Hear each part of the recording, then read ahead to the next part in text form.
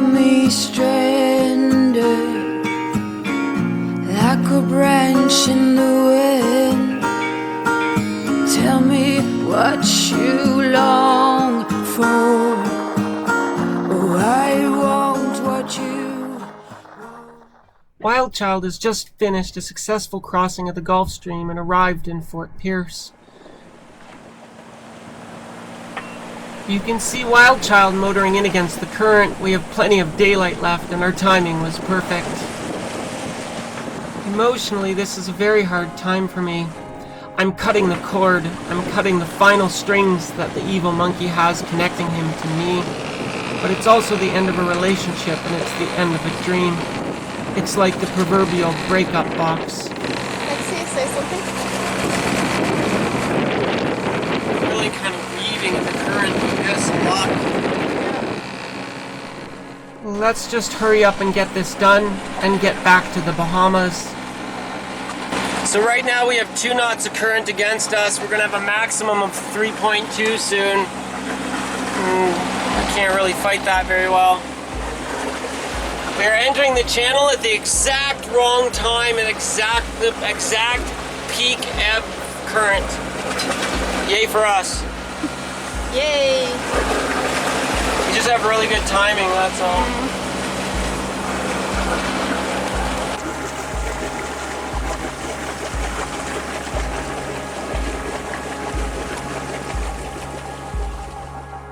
WildChild is at anchorage in Fort Pierce. We're in the turning basin for the main channel, like the ship turning basin, and we're beside the ICW. It's pretty deep water, like we got 25 feet, so we don't have room to swing. I set the Sentinel, so I'm 135 feet of chain. The Sentinel's at 60 feet, so hopefully my main rock anchor is good, and the theory is that monkey is over there somewheres. I think that's near the boatyard where his boat is. So we just have to motor around that corner in the dinghy to go find him. And this is the marker for the edge of the ICW beside us. WildChild is now safe, so let's eat, sleep, and rest. Tomorrow, we're gonna go find the evil monkey and end this relationship once and for all. So, Alina has now earned her actual sailor card. She can be qualified as an actual full-fledged sailor. She sailed 160 nautical miles across the Gulf Stream. She knows lots of fancy words for parts of boats and boat words that other people don't know. The other day I heard her swear like a sailor. Okay, I made her swear like a sailor so she can swear like a sailor. And to finish it off, I made her drink rum. So after a big voyage, all sailors have a shot of rum straight up. And Sailor Alina took her rum straight up like a sailor. So yay, she's now a real sailor in the club. She's a full-fledged member of the sailing crew. Yay! So it's the next morning, we're in Fort Pierce. We got the dinghy launched, and now we're gonna go find Monkey and get our stuff. It's hot already, isn't it? WildChild is such an awesome boat. I love this girl.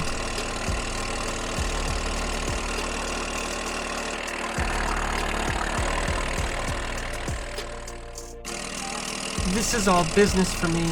To find a place to put the dinghy on the dock next to the tugboat. We make it on shore at the marina where the evil monkey lies. That's his boat in the distance. We go over, we get our stuff, we load our dinghy, and we just go back to WildChild. This is the sailboat I bought for Monkey with my $20,000. Ta-da! The solar panels get delivered to WildChild. Yay! I wonder if I can... These are the solar panels that are so crucial to the healing and function of WildChild. And always handy into the US, we got an American flag because they really want you to fly their flag. And we're okay with being respectful to our American friends and flying their flag. And all my Walmart stuff, the new camera and the new hard drive for making videos for you guys. Here we go. And because Lexi can never have enough chocolate milk, we have imported from America chocolate syrup for chocolate milk. Because in the Bahamas, this Hershey's chocolate syrup is $10 a bottle, and in Walmart in America, this is $3 a bottle. So obviously, so this is it. Like, these solar panels are what we could not get in the Bahamas. These solar panels are what's broken on WildChild. These solar panels are what we need. These solar panels are why we crossed 160 freaking miles each way is for these solar panels. So here's the big unveiling. That might be one and that might be. All of that trouble, like 2 weeks of sailing, 300 miles, double crossing, all for this.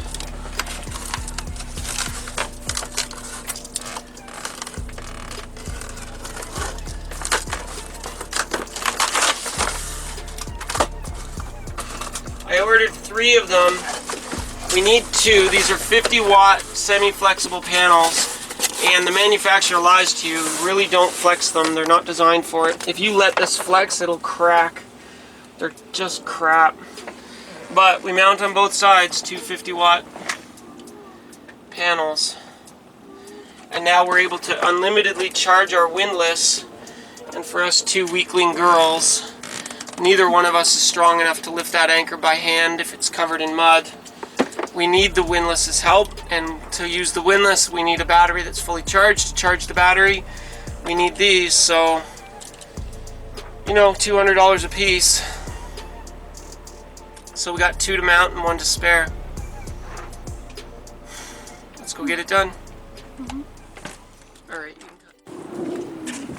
Captain Lexi is all about problem solving.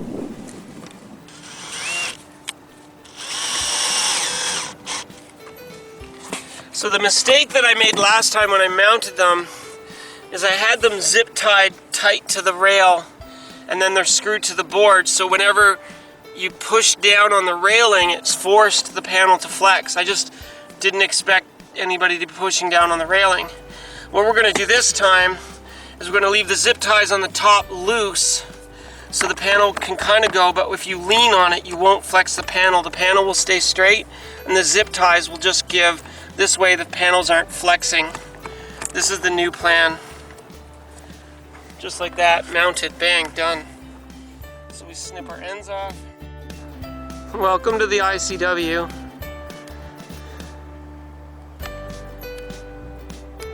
Dude's just taking his dog for a little paddleboard.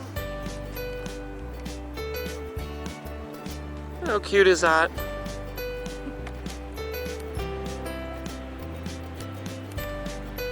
Life in Florida.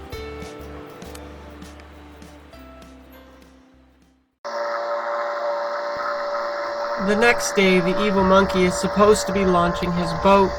He's going to bring it out into the ICW, raft up beside WildChild, so we can transfer the rest of his crap off my boat. We dinghy back over to watch him launch. This boat, Summertime, that he bought for himself with my money, is a CNC 36 with a swing keel. When he beached it last time, he damaged the rudder post and it got bent. You can see he had to cut away the fiberglass from around the post. He sent it to a shop to get repaired. But now, rather than repair the rest of the rudder properly, he just stuffed some putty in there to cover the exposed foam. And he plans on sailing it this way. Technically, Ellen and I are just spectators waiting to watch the boat launch. But I still feel bad for the evil monkey. So I go to see what I can do to help him. We go to the marine store to buy some proper compound, at least to stuff over the styrofoam. So we're in the marine store and we bought some premium marine filler for a ridiculous amount of money, but this is what it costs me. So to be nice to Michelle, I've used my own money to buy him some more filler. He's You can see, I don't know if I showed you his rudder. He doesn't have time to fiberglass it or fix it properly. So what I'm gonna do is we bought him $50 worth of filler to help him compound it in, because that's his plan, is to use compound. And I'm sure he ran out of money to put more compound. But the inside of a rudder is foam and you can't let it get wet. So he's got another hour and a half before he launches. We're gonna just help him by adding some layers of hardener. We're in the yard here and I have no idea. I don't know where we are. I'll tell you later. So, we're trying to help Michelle's boat by putting fairing compound where he had to cut it. So we're gonna try to like seal it, help seal it with fairing compound. You know, it's not an ideal fix, but sometimes when you're a sailor, you do the best you can with what you have. And that's it should be noted here, this is a terrible plan and a terrible idea, but it's not my boat, not my plan, and not my idea. This is the Evil Monkey's plan, it's his boat after all. The compound that he put on, he didn't mix properly and it didn't harden hours later and it's still soft.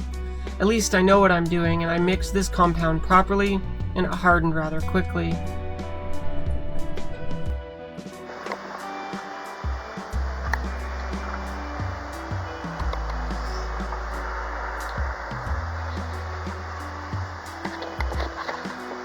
So sometimes on a boat, you just do what you can do, like you repair as much as you can repair, but the compound that we put on 10 minutes ago is rock hard, so it should protect the core of his rudder from getting water penetration. Like, you do what you can do.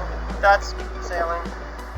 I mean, I'm kind of ashamed to show you this job because I would like to make it nicer, but we don't have time. And they don't let you sand in the boatyard, so you can't sand it really.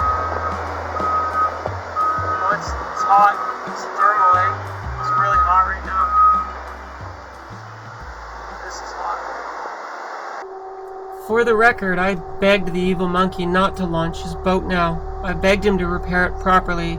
I begged him not to try and sail it in this condition. But he wasn't going to listen.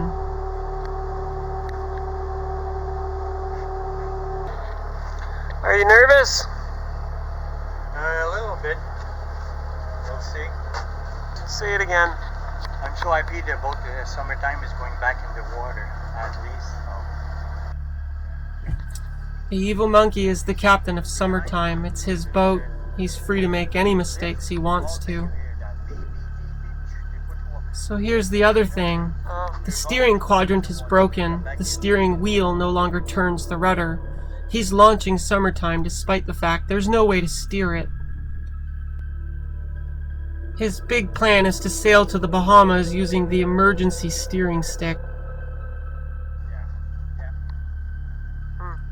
These are his mistakes to make, but in less than a week he's gonna lose the boat.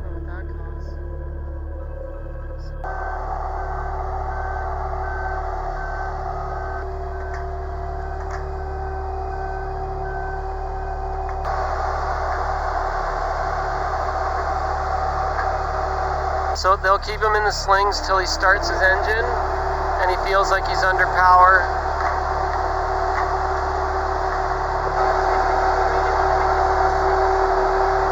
Oh yeah. You barely know the guy, but if you find out he's dead in 3 days, won't you feel bad? I'll feel pretty bad. And the straps go off? Or? Yeah. So that you can see they're gonna kind of... Captain's at the helm, the engine's running, that's good. Oh boy. So this Summertime is a little bit smaller than the WildChild. 36. He's got the steering kind of between his legs, and he's rudder steering, or he's tiller steering. He's steering with his legs. With no mechanical force multiplier advantage, this emergency tiller steering is going to become impossibly heavy to control the boat once it gets going. So WildChild is anchored in the ICW at Fort Pierce, and we have a neighbor.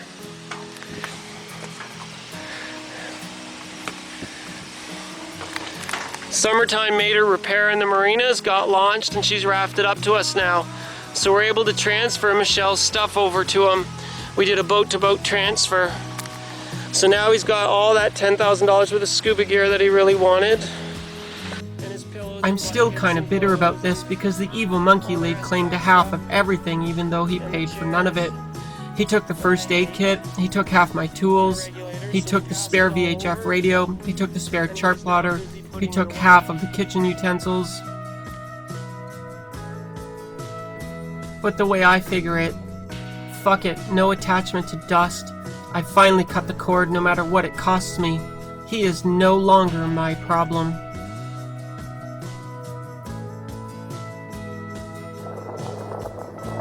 Captain Lexi is just happy to finally be free.